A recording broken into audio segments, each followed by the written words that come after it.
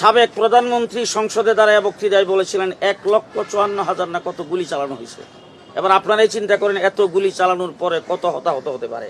এটা অবশ্যই শতাধিক, এটা তো নিশ্চিতভাবেই বলতে পারি আমরা। আমাদের কাছে যে তথ্য উপাত্ত রয়েছে, শাপলা চত্বর থেকে শুরু করে সারা দেশে যে মানবতা বিরোধী অপরাধ সংঘটিত হয়েছিল মর্মে ওনারা একটা অভিযোগ ট্রাইব্যুনালের প্রসিকিউশন অফিসে বিজ্ঞ চিফ প্রসিকিউটর বরাবর দাখিল করেছেন।